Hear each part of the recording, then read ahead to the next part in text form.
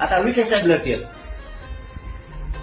मराठ्यासाठी, हैदराबादचं गॅजेटियरसाठी, सातारा संत खंबीर मराठ्याने उभं राहायचं, उघडं पडून द्यायचं नाही.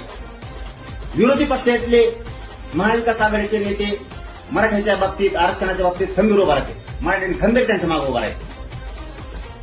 शिंदे साहेब आपले एकनाथ शिंदे साहेब खंबीर मराठ्यासाठी लढतात, दण उभा राहायचं त्यांच्या मागे सगळ्यांनी. ही आपल्यासाठी लढत नाही, त्याचं तिकडे पळतात.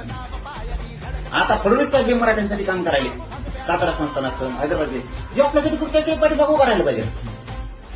आधी दादा लढायला लागले, आतून काही बाहेरून काही असं नाही, कसं बाहेर पण आहे नाही.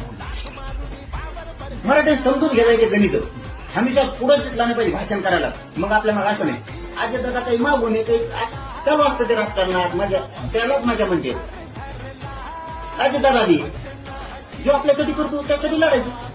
महाविकास आघाडीतली बी काही नेते खंबीरपणानं मागे आहेत मराठी.